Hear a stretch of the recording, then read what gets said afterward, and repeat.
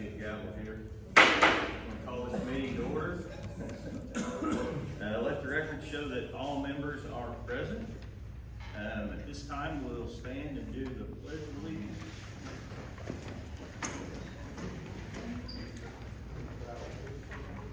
I pledge allegiance to the flag of the United States of America and to the republic for which it stands, one nation, under God, indivisible, with liberty and justice for all.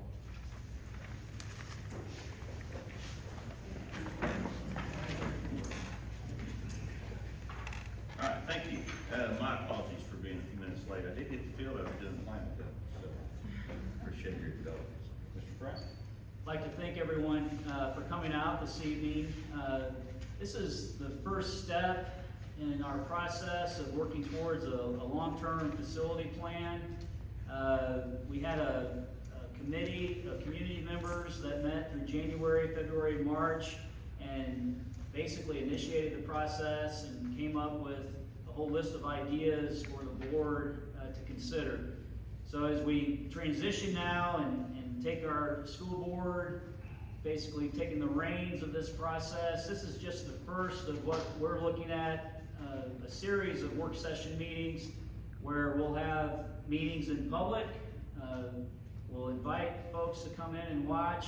We will have a planned public comment section at the end with our first presenter tonight going over and reviewing our funding and funding capacity for the future. There may be some specific questions, and if there's some, we'll have a quick public comment time there at the end of the financial review for anybody that has a question at that time. So I'm going to turn it over at this time to Brock, who's going to provide an overview for us. And I know we've got a lot of our community members in the audience. This is going to be very similar to that. I asked Brock to condense that down, update any of the numbers that have changed in the months with rates and all that stuff. But it's really important for us, for the school board, to understand exactly what we have to work with, how we need to manage the tax rate here in the school district, to ensure that we have what we need to run the school and to maintain our facilities. So, Brock. Thank you, Mr. Frank, members of the board. It's great to be back here this evening. One of my favorite communities to present at and visit. A lot of the information that I'll present tonight is very similar to what this community saw this past February. So I think for my purposes, goal for this evening, essentially three things. We want to review outstanding debt of the school corporation as of today. Then we want to get into review those scenarios that the community forum or the community panel reviewed in February. Then look at some projected tax rates for the school corporation going forward. What you're going to find is there are some opportunities ahead as early as this year, 2024, to consider debt.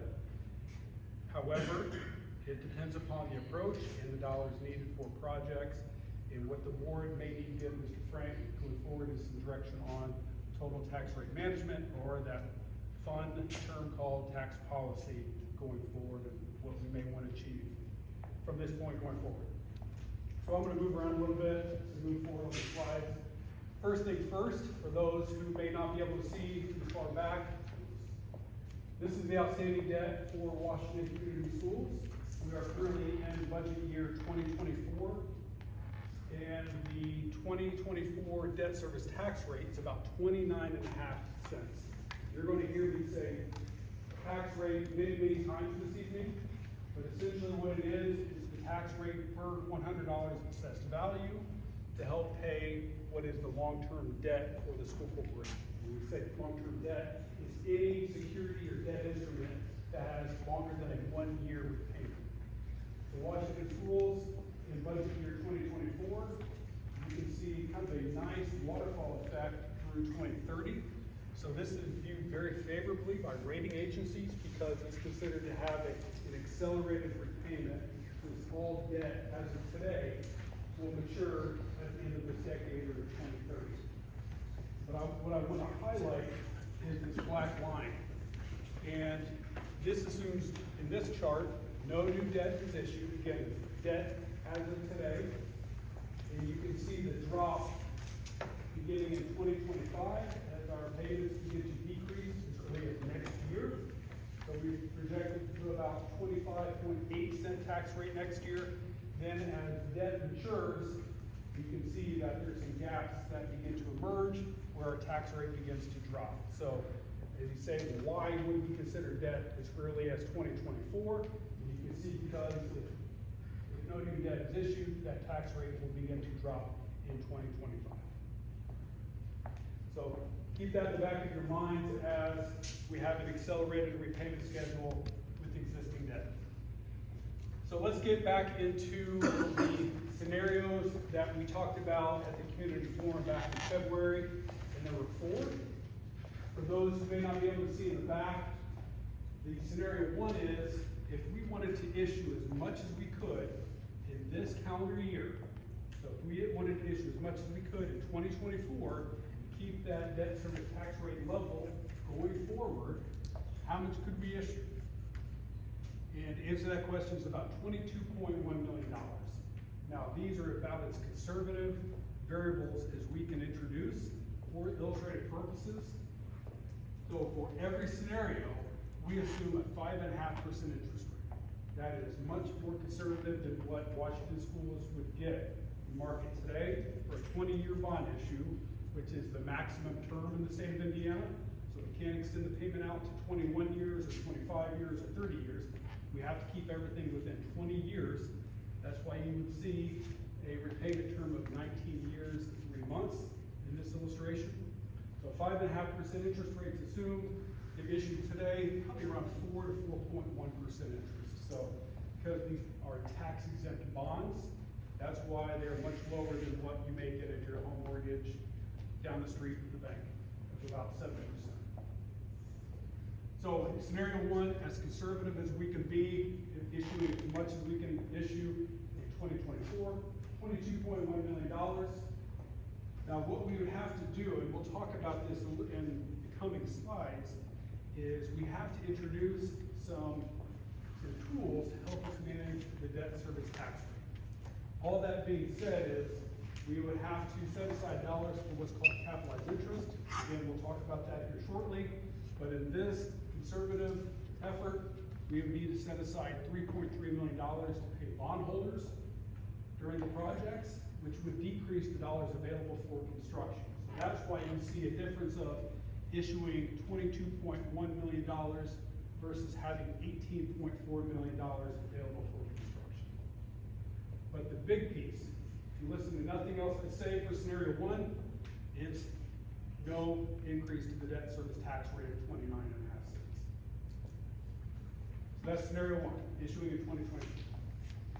Scenario 2 is, well, if you didn't want to do anything in 2024, it's just we need more time to study what our needs are, and we want to consider something in 2025. So if we were to issue bonds in 2025, still keeping that maximum repayment term of 19 years and 3 months. So in this scenario, we're assuming we're issuing bonds next fall in 2025. It enables us to add another year at the end of the payment that helps us increase the issue more compared to 2024. So as you compare scenario 1 to scenario 2, scenario 2 is we're able to issue $23.2 million. But also because we're filling in debt after 2025, we don't need to set aside as much in capitalized interest, so we have more dollars available for construction as well. So rather than 18.4 in scenario 1, 20.6 million in scenario 2. Still keeping within that repayment term of 19 years and 3 months. Of course, waiting a year, there's a lot of market risk, there's inflationary risk, so even though things look better financially, there's still some of those financial and economic risks you would take. Scenario 2 is kind of a two-pronged approach. That if this board chose to move forward with a small issuance in 2024 in order to keep that tax rate level, issue a small general obligation bond of $995,000, repay it over 4 years, 3 months, so again, issuing this fall. We fill it in, short-term, study our needs for a few more years, and come back with a larger bond in 2027 to the tune of approximately $25.3 million. We would still need to set aside a little bit of money for capitalized interest that we'll look at here in the coming slides. But in 2027, we would assume we would have $23.4 million available for construction for the big project in, again, 2027. So that's a two-pronged approach. So scenario 3 equals 2 bonds in 1 financial plan. The last scenario is that if this community decided we want to proceed with a capital referendum and either put on the ballot in 2025 or 2026, we issue bonds in 2026 to the tune of a maximum amount of $50 million. We're paying over 19 years and 9 months, so we assume we would be issuing these bonds in spring of 2026. We would have about $48.3 million available for construction. Now, the complex part about a referendum, besides the whole taking it to a ballot, is that the tax rate is outside the tax caps, which means it impacts everyone differently. So hold that in the back of your mind, that a referendum equals outside the tax caps. Any questions over these 4 scenarios?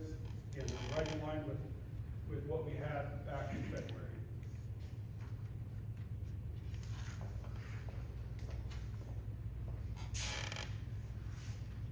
So now let's go into the visuals. If you're a visual learner like me, you want to see what that means with your outstanding debt. So scenario 1, for those in the back who can't see it as well, the darker bars represent the outstanding debt you saw on the second slide.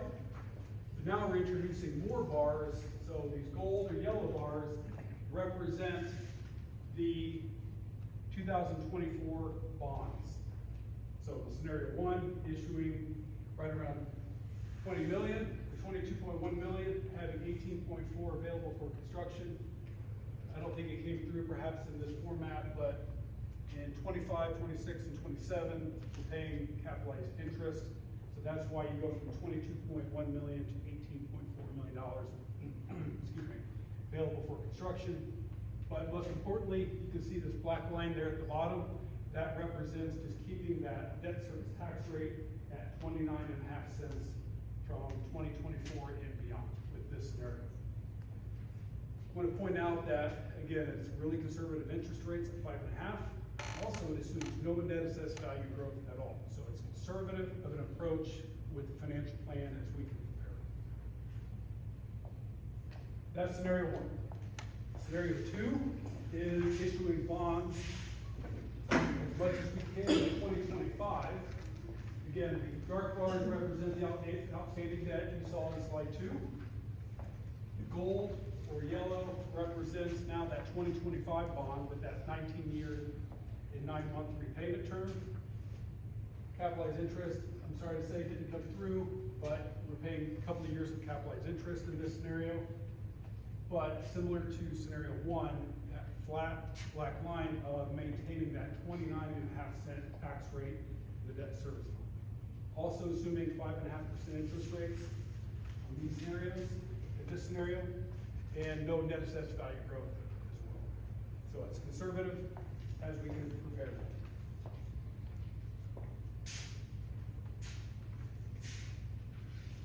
Scenario 3, again, very large represent outstanding debt. Now this light blue color, remember this is a 2-pronged approach in scenario 3. So if we issued a small general obligation bond in 2024, began repayment in 2025, we can get these paid off within 4 years and come back in 2027 and fill in the debt service to maintain that black line at the bottom of that 29.5-cent debt service tax rate. So issuing bonds again in 2024, begin repayment in 2025, issue bonds again in 2027 for the larger portion of the project, and begin repayment in 2028, all with an effort to keep the debt service tax rate low. What were the amounts in the 2 again, on the 2 bonds? Yep, so for the general obligation bond, it's $995,000. So the reason why you keep it under $1 million is for purposes of it's a little bit less expensive to sell the market if you keep it under $1 million. And it also opens up some different bidders, but then for 2027, 25.3 million is the par amount for the bonds. Good question. So overall, about 26.3 million. We're gonna have a landing spot on our website, and this will be put on there if anybody after tonight wants to go look at the presentation closer. So this next one, scenario 4, is the complex one with the capital referendum.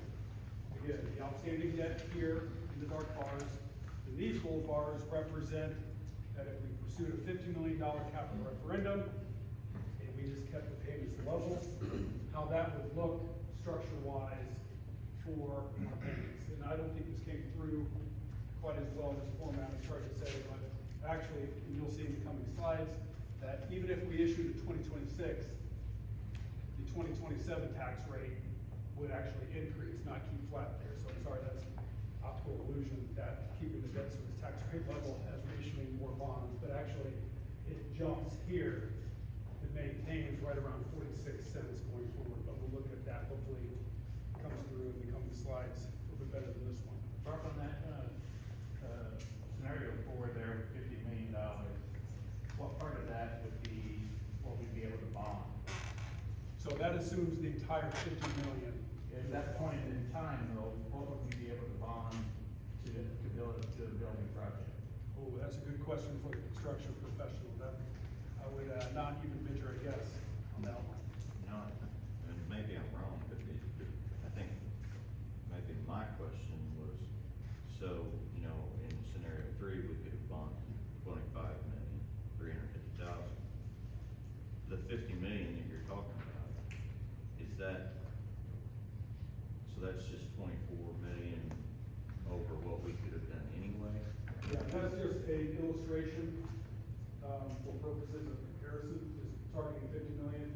We can adjust it up or down, whatever your construction professionals may estimate the project being. So this is really just an illustration for conversational purposes. We're not saying 50 million is going to take care of all your needs or is enough, it's just the illustration. No, I understand what you're saying there. I guess what I'm saying is of the 50 million that you're talking about, really your referendum question would be for approximately 25 million because we have the ability to do 25 million. So. Already, or am I backwards on that? That's a good question. It sounds like, and don't let me take words out of your mouth, only certain I answer your question. That either we issue $50 million total as referendum, or can we break it into 25 million and 25 million? So 25 million is a referendum and 25 million is a non-referendum. So it's one bond council to confirm, so I'm not an attorney. However, state of Indiana would define it by a project. So if that 50 million is all going for one project, state of Indiana would not let you artificially divide. So the entire 50 million would have to go to referendum. But if it was 2 projects? If there were 2 projects, then you could split it out. And I'm not going to define what is a project. So you could build a middle school, say a $40 million middle school, and you couldn't bond part of that? You can break it into multiple bonds, but you can't have part of it non-referendum and part of it referendum if it's a new school. It has to be one project. So if we build a new middle school, we'd have to bond it, we'd have to go to referendum for, say, $45 million. So, one point of clarification is you don't automatically have to go to referendum. Again, exert bond council gets all the answers, so. I didn't say the Holiday Inn last night, so. But in my experience, the question of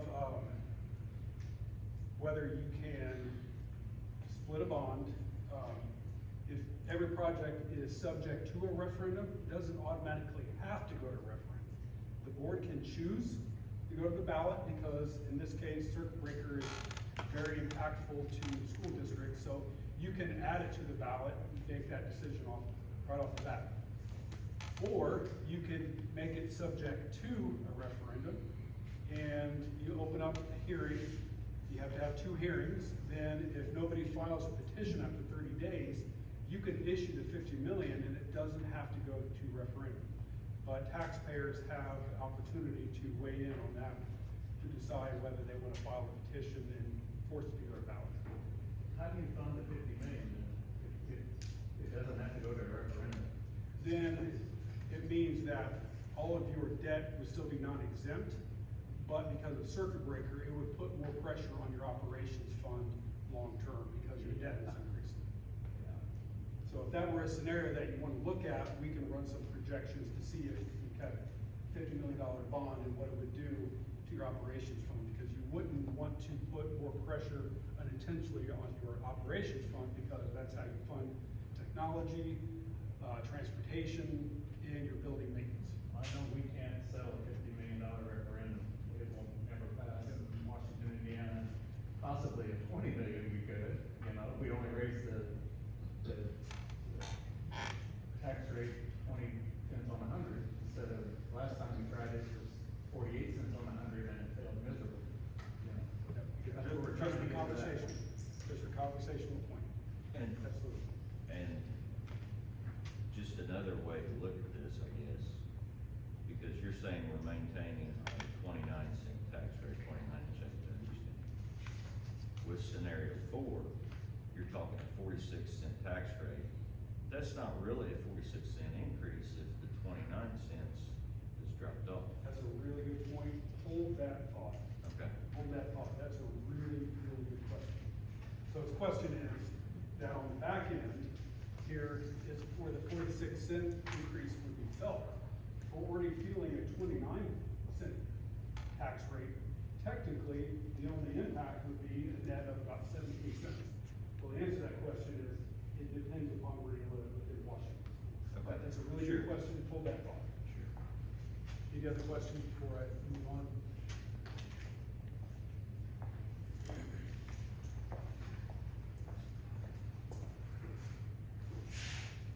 So now looking ahead for tax rate planning purposes. So if the school district chose not to proceed with a project, here you can see the school district's total tax rate. In the gold is the debt service tax rate, and the black is the operations fund. So if we chose not to move forward with the project at all, you can see that in 2020 it was about a little bit less than $1, where in 2024 our certified tax rate was 75 cents. So on average, Washington Schools taxpayers have paid about an 88-cent tax rate from 2020 through 2024. The state average in 2024 is about $1.02. So on average, Washington Schools tax rate is about 14 cents less than the state average. If the school district chose not to move forward in any capacity, you could see, because of our debt dropping, that our total tax rate is also dropping. And we're going to be, though it may not appear that way, I think just because we're formatting, the total tax rate as we get out to 2029, less than 70 cents. So somewhere around 68, 69 cents, I think is the number in 28, 29. So that's great for taxpayers, less tax rate. However, there are a number of capital needs around the district. So how can we fill in where we see our tax rate dropping, maintain our current tax rate, or provide some capital investments with taxpayers paying about where they have been historically for the past 5 years, around that 88-cent tax rate. So that's if there's no new debt issue. You saw me mention in scenarios 1, 2, and 3, maintaining that 29.5-cent tax rate. So this is still as conservative of an approach as I can make it in these scenarios. It assumes no net assessed value growth. It keeps the debt service tax rate right at 29.5 cents going forward. The only growth is in those dark bars, which represent the operations fund. So the state of Indiana allows a 4% growth for the operations fund. That's why we're assuming some tax rate growth, just because we're assuming some net assessed value growth, just because we're being as conservative as we can. If we get some net assessed value growth, then I would not anticipate that we would experience an operations fund tax rate increase.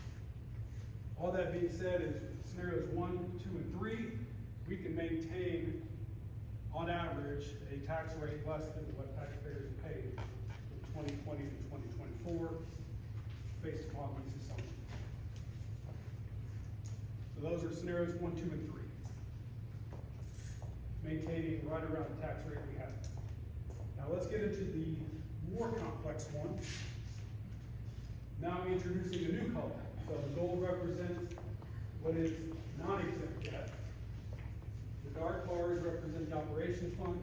And now we're introducing blue bars, which represent the capital referendum assumption. So going back to the assumed capital, capital referendum beginning in 2027. Back to your question, which is a good one, is, wait a minute, paying 29.5 cents now, if I'm paying 46 cents, once we start feeling the majority of the impact, I'm technically only paying an incremental amount of, do the math real quick in my head, about 17 cents. So it's really just a 17-cent increase, right? Well, it depends.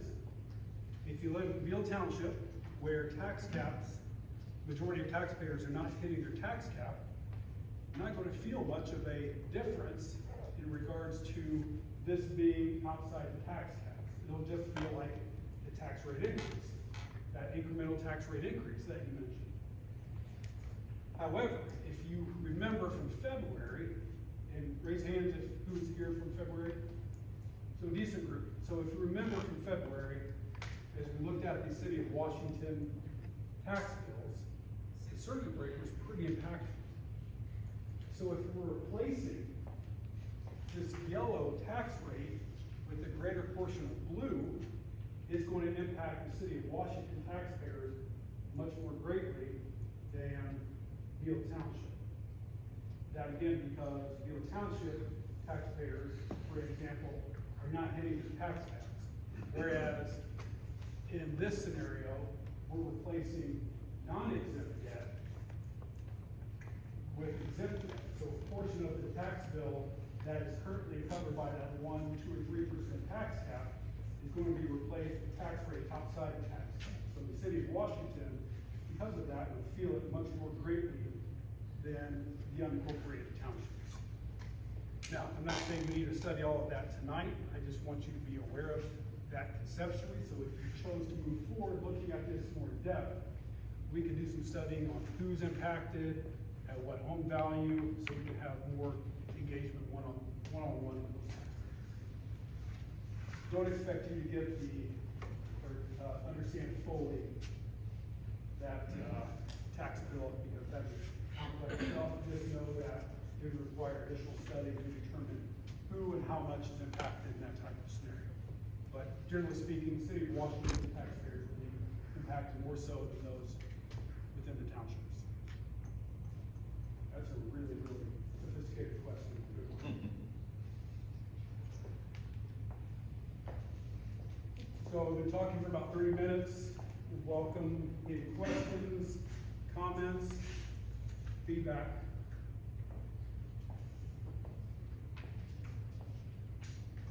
Can you explain the funds from bonds like this? Are there restrictions on what they can be used for? Great question. So for those who may not have heard the back, are there any restrictions for bonds? So they have to be capital in nature, so you can't bond and pay teacher salaries, fortunately. So it has to be capital in nature, and generally speaking, it's for a hard asset. So it's equipment and or facility space, athletic space. So anything that is considered more capital in nature. Good question.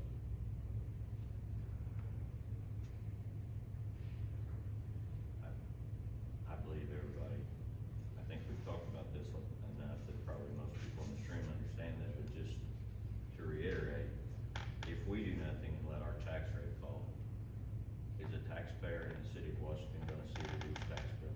Yeah, good question. question. So, question is, for those in the back, is going back to, and I'm gonna pull up this slide because I always like to do this. So if we chose not to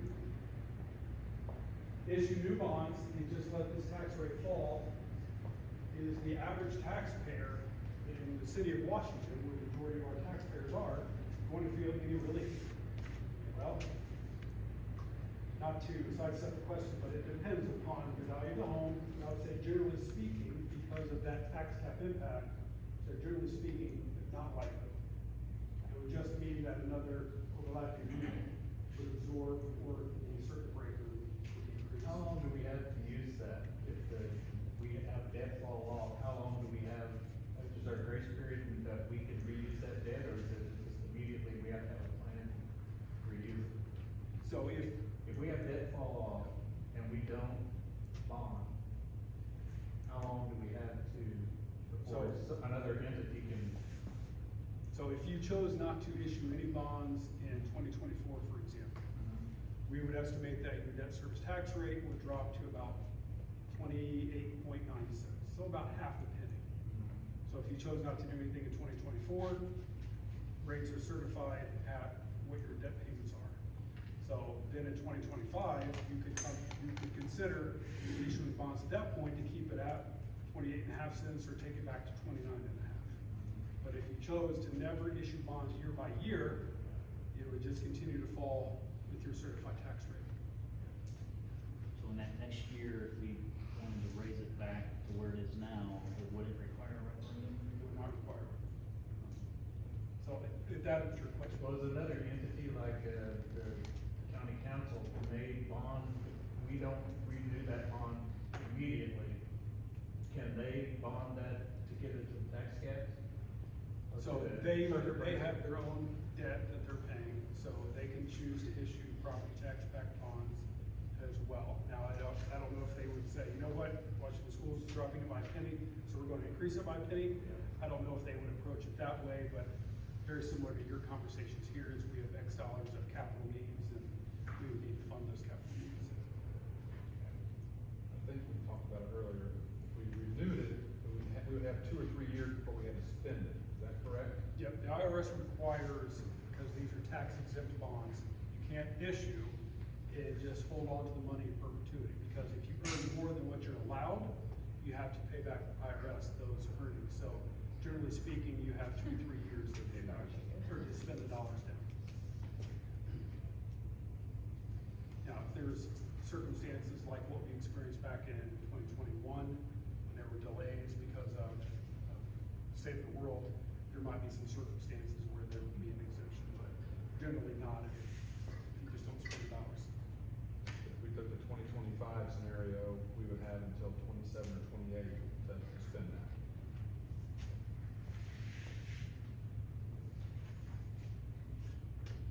Good questions? Let's just say you pass a referendum, 20-year referendum, right? That's the way it works. Yeah, you say that you have a maximum term of 20 years. Now, you could, like what some schools do, is each bond has a repayment. Well, I made an example here. Yep, so in this example, we're issuing bonds all at one time, 50 million, pay back in 20 years. Now, some schools who are approved can split that, not separate projects, but have multiple bond issues that are approved under that 50 million. So you could issue 25 one year and like 25 next to split up some of the financials. Just for a 20-year term. But each bond would have its own 20-year term. So Right. in that scenario, it would be a total repayment of 21 years because you're splitting them into multiple bonds. So then over the term of that 20 years, if the assessed values continue to drastically go up, how does the payments, the extra money that's, 20 cents per hundred, and our, over 20 years, the assessed values double, does the tax rate go down, or do we pay it off earlier, or how does that work? Yeah, you can only tax for capital referendum, you can only tax for the payment. So as your net AV rose, the tax rate would decrease. Now, another key component of a referendum that I didn't get into, but it could be for another conversation, is the yellow bars here for non-exempt debt are not able to tax on what's called TIF districts. There's about $108 million of TIF AV within Washington borders. That's not allowable for the non-exempt debt. Referendum debt, you can tax TIF AV to help repay a portion of the bonds. So the AV to repay TIF bonds is higher than what your normal assessed value. Very good technical questions. I like the sound of that AV doubling up. If that would work out, that'd be great.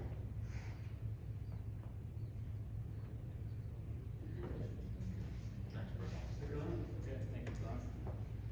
Okay, at this time, I've asked Graham Giesler, our facilities manager, just to provide a quick overview of current facility needs, you know, things that we need to keep on our radar in terms of, you know, upcoming maintenance and, you know, high dollar things that we just need to be aware of as we create our plan.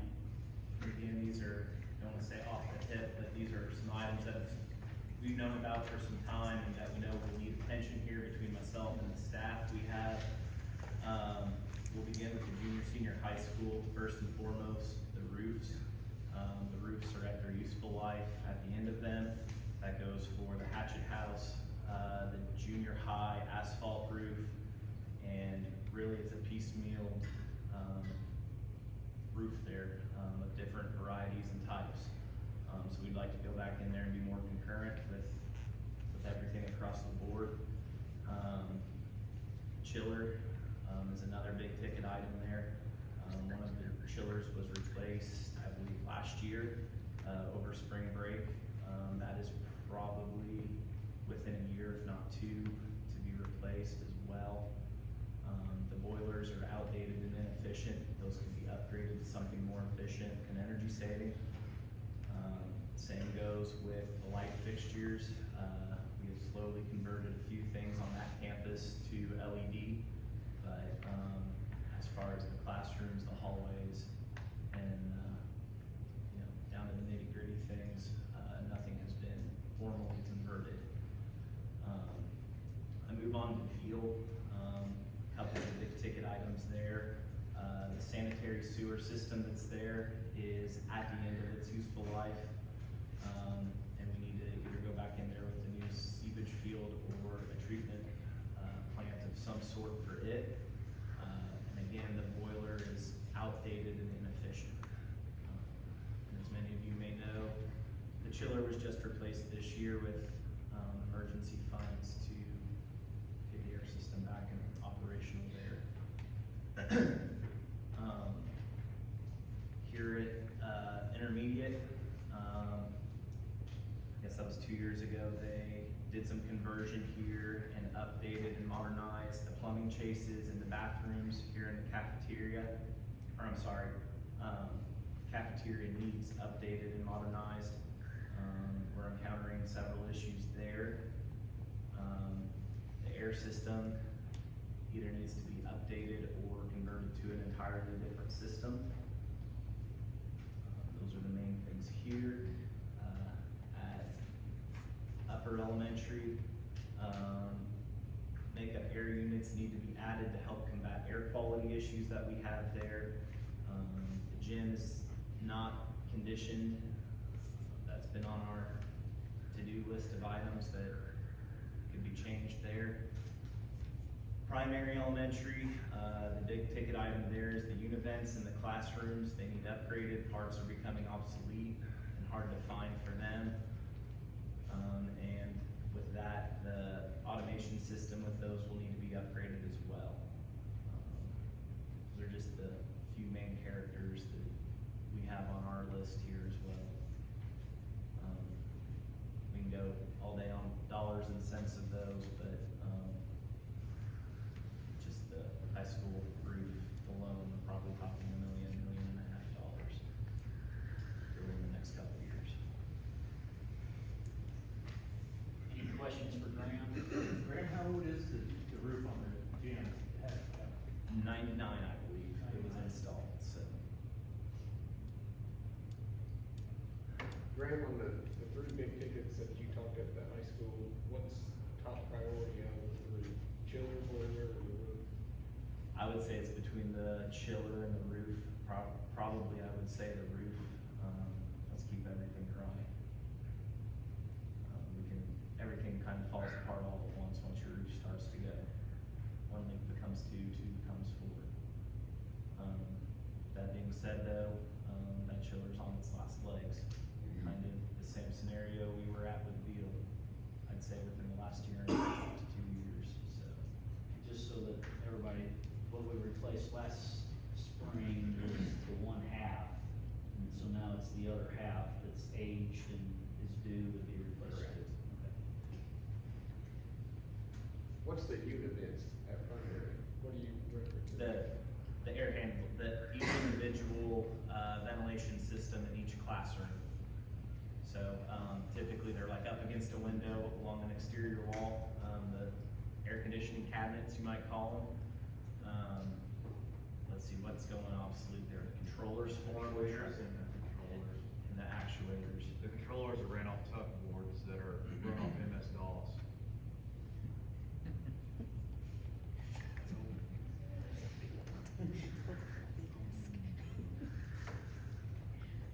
Graham, regarding the boilers in the buildings, so are you talking, we need to upgrade it for efficiency, or we need to upgrade because they're gonna be a problem, they're gonna break down? Veal is probably more of an item that's at the end of its useful life. So that would be a win-win in that case. The high school's more of just an efficiency thing, but They're from 2002. Yeah, and so I guess the thing that would be interesting to know is if those are increasing our efficiency, what's our return on the investment, you know? I mean, Those ones that are under 80%, we convert to about a 96 or 97%.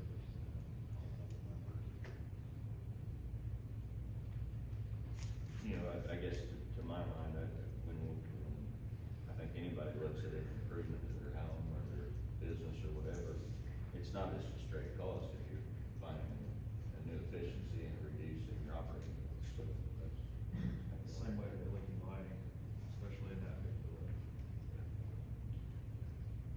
Yep.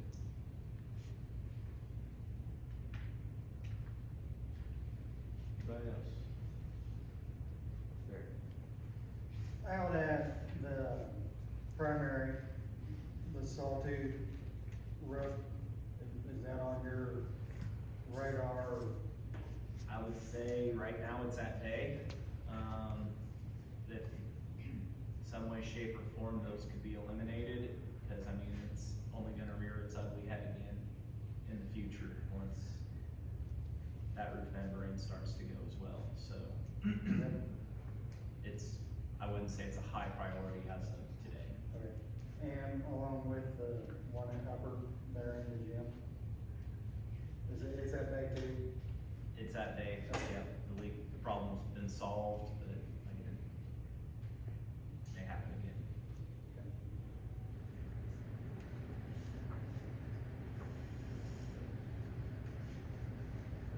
Where's air quality at Pepper fall? Is that It- a higher, lower, middle?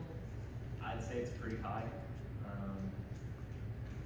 Building gets warm on the hottest days of the year.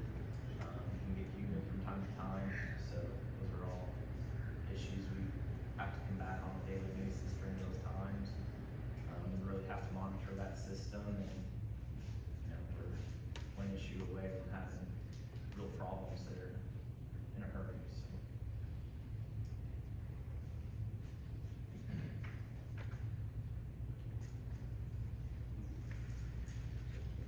Okay, we're gonna move on to the next phase of our meeting. I shared some questions with the board members just to generate some ideas and thoughts.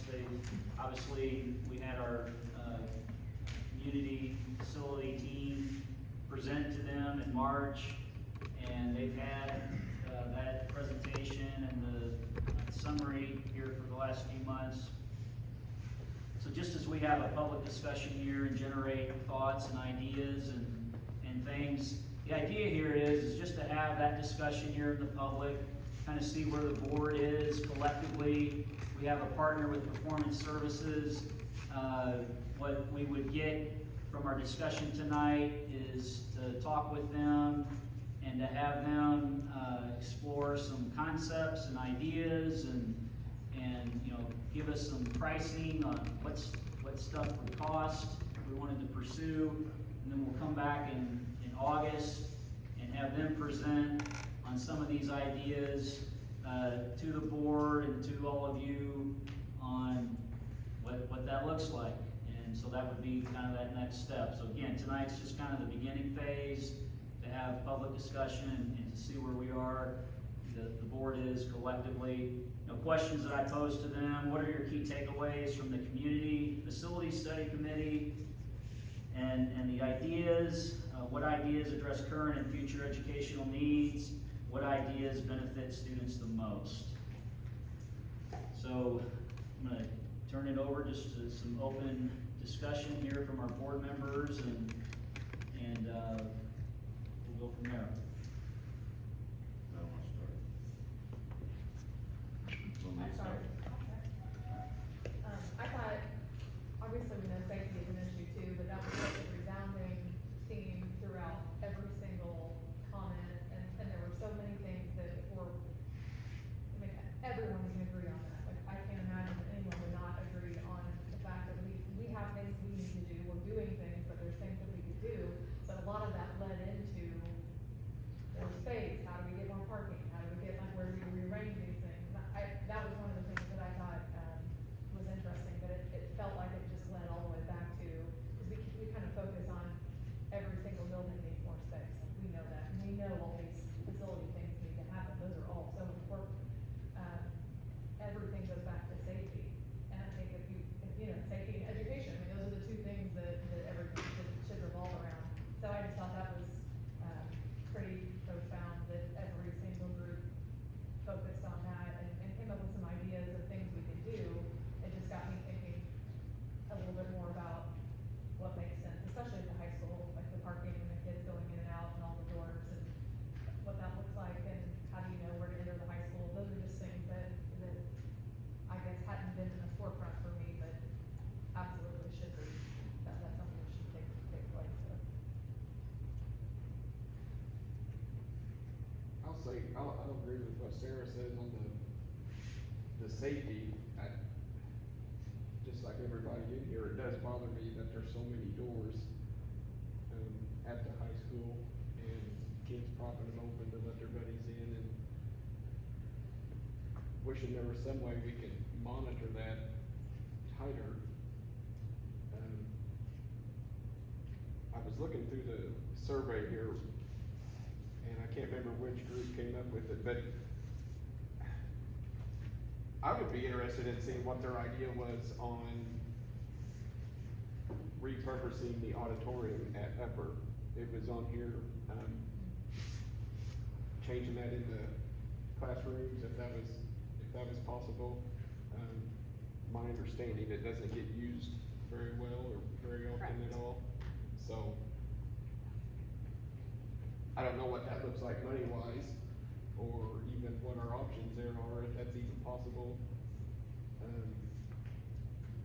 Other wasted space, there's hardly any wasted space anywhere. And I liked the idea of making an entrance known to our school. I think AJ pointed that out in the meeting. In our high school, we kind of get blind to it because we're from around here, but so many times, like Dr. Halleck, he didn't know what door to come in when he came. So making an actual entrance, that says, hey, this is our office, this is where, guests need to come in. That's where I'm at. I guess what I'd like to say is, appreciate everybody's input, through that process. I was at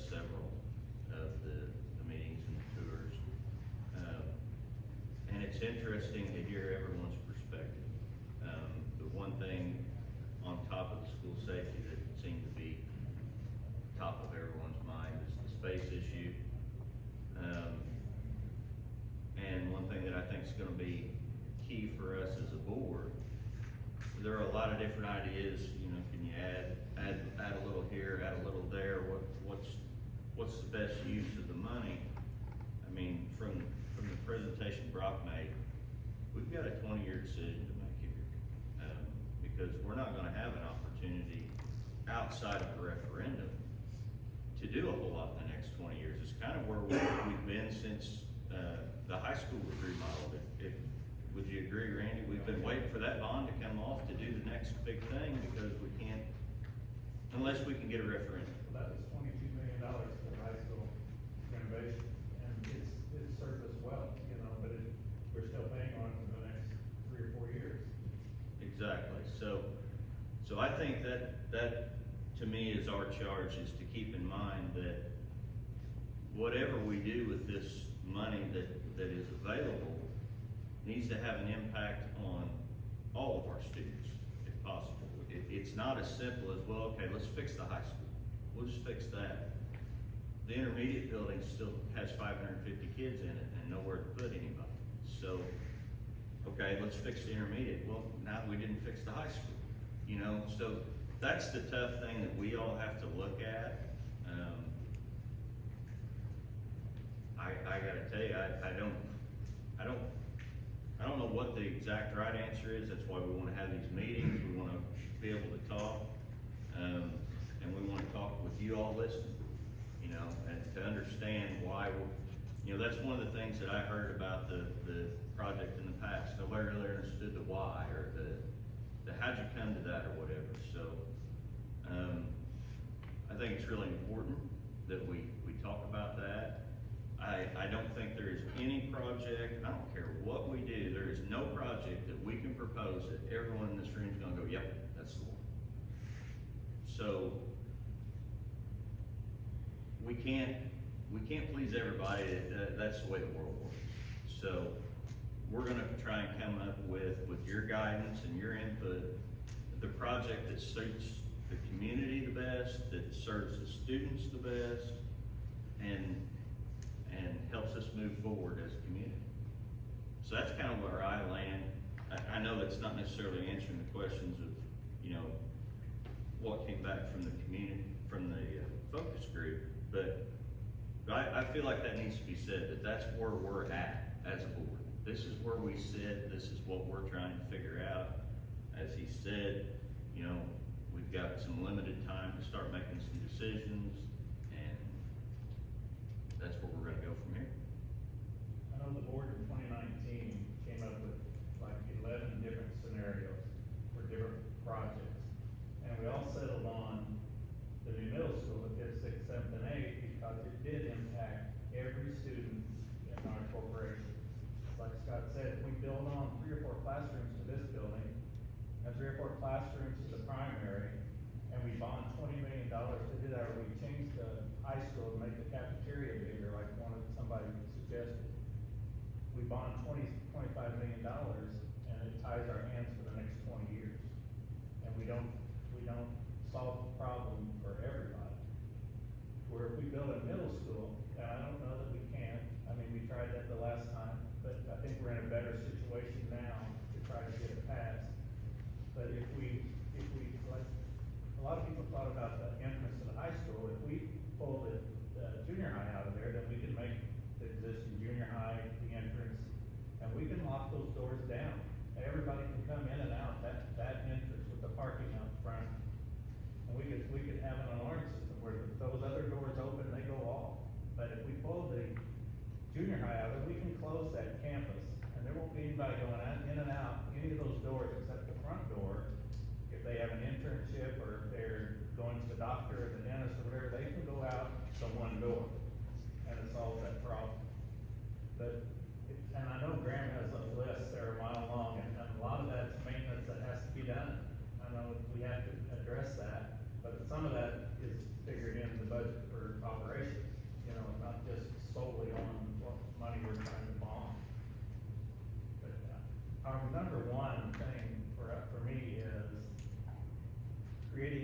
space, so we can add more curriculum, we can add vocational classes, we can add all kinds of things if we have the space to do it.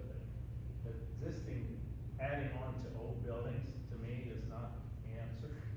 Never been a fan of that. We have the primary building that already has 3 phases built into that building from 70 years to 10 years, 15 years ago. This building obviously was built at a time when the board was limited in funds, and to be honest with you, it's not a great building. It's just not. It's a poorly constructed building. It serves its purpose, but our elementaries have some life left in them. But my long-range goal would be to build a middle school, and when that pays off in 20 years, maybe that's the time when we build a K-4 at our site, and we have everything centrally located. If a mother has one in pre-K and one in kindergarten and one in the 6th grade, she picks them up at that one site. She's not going 3 different buildings. But the long-range goal has to be to try to figure out what's best for everybody, not just 1 or 2 buildings. That doesn't solve the problem for everybody.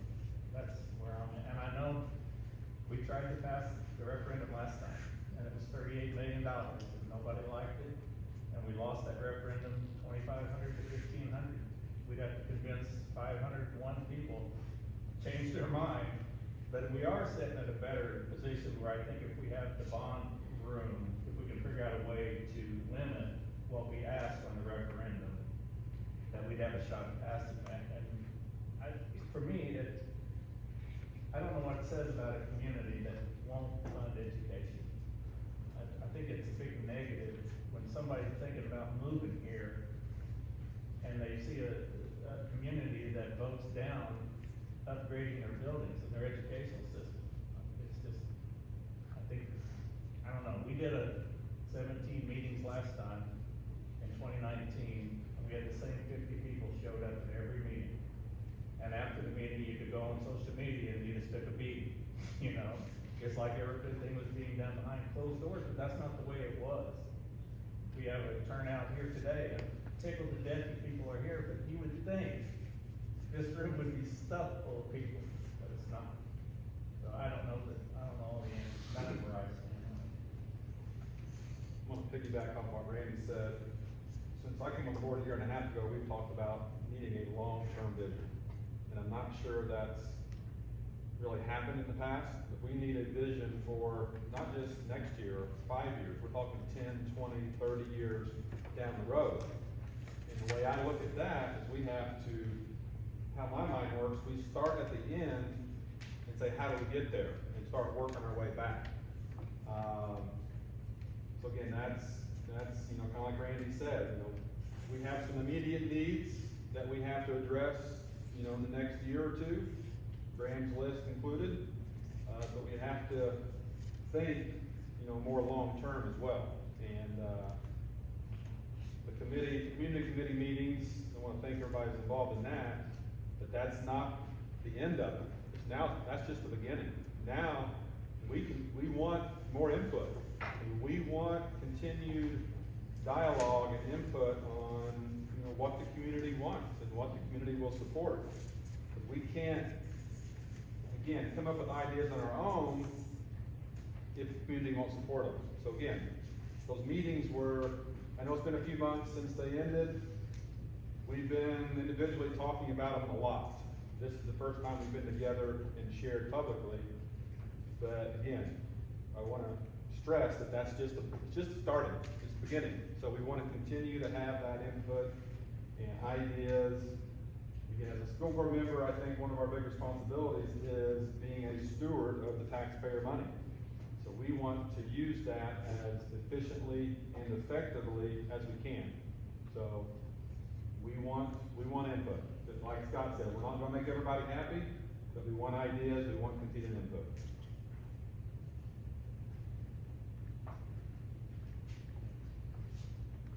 I would totally agree with what everybody said here so far. You know, there's a lot of good talk here and stuff. You know, I looked at the list that was created by the community members and things like that. the first thing when I looked at it is I kinda went through there and go, hey, what's common to this with one project, you know, with what Randy talked a little bit about, we talked about a referendum, you know, we can kill a third of the things right here, problems with that right away with that. Well, that's good, but it may not work out that way either. So I'm sitting there going, you know, where do we start, what do we look at, what's most important? And I do appreciate the feedback and everything that the committee did, because when I've toured the schools, visited them and stuff, those are things I've saw and have seen that need improvement. And again, it's gonna be very difficult to get there, but we need the support of the community, again, besides the committee, of how do we proceed and make this happen for our students, our, you know, current and future students, and what our long-term goals are. I mean, that's the big thing here, is we're not trying to do this just as a small, hey, what do we do now with this money? We wanna make this long-term, right? We're talking, you know, 25 years from now, was this the right move? We've gotta use this money, really be a good steward of it, and make it benefit every single student in this district. That's kind of my main goal there, to make sure that we kind of meet those goals, so. I won't reiterate on and on, like, you know, because I do pretty well have, you know, agree with everything anybody said here. And please, if you do have ideas or anything, please run them past me, you know, I'm available anytime, just kind of reach out to me, see me out there, give me an idea, I'm willing to listen to it, and, you know, bring us back to the board too, and we can discuss it.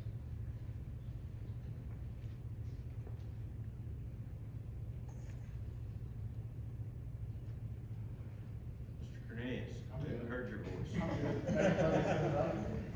I don't want to take over the meeting, but, you know, I think the more we can get, people like you that are investing your time that you've already put in, as well as being here tonight to the start of this,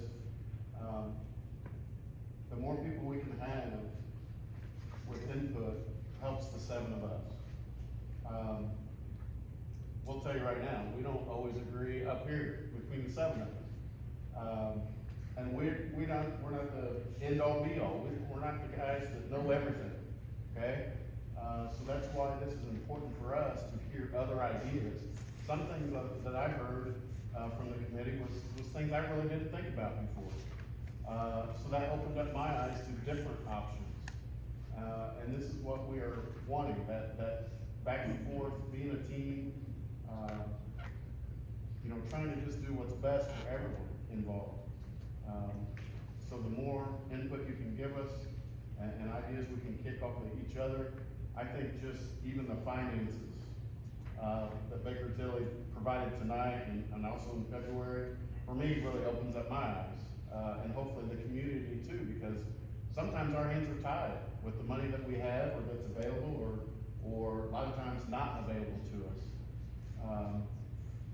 You know, I'm always one that's, when I see something that needs done, let's get it done. How do we get it done? Well, there's all kinds of hoops and things that you gotta go through, and different scenarios that happen that you can't just get it done right now, like everybody would like. So, I just think we need to continue to work together. I hope that we, continue to have a good showing in these meetings and have more involved, because I think in the end, that's just gonna help us, you know, come up with the best solution, hopefully for everyone involved. All right. Mr. Wildman. Is there an urgency for a bond to address some of the issues that Grant mentioned? I think the philosophy will be for us to try to manage as much of that through our operations account. You know, I think if there's the roof project's probably the one that has my attention the most, because that would probably be like the only thing we could accomplish out of the operations budget year if it was just what he's saying. And but I think the philosophy would be with, you know, like the chiller at Veal this year was paid with operations funds. You know, I think we've done a good job of leveraging the ESSER funds the last 4 years. Those are gone, so we can't lean on those to do some of these fixes. But I feel like that's put us in a good spot. But I think as much as we can, and you know, I talk with Graham and Travis will come, kinda tell me, it's just a constant thing that myself, Carrie, Alfred, our business treasurer, we're trying to keep on our radar. And, you know, somebody might have a need, that's maybe not a have-to type of need for a building, that we're like, we can't do that right now because we've got this other thing that we know is coming. So I think for as much as we can, we wanna try to budget our operations account for these maintenance type costs. I agree 100%, you know, like that. Desert was a blessing, obviously, seeing, I don't know, you know. For those who don't know, our ESSER funds was what we received from the federal government. It was part of the COVID, money that the federal government provided school districts across the country. Washington Community Schools received about 6 million total.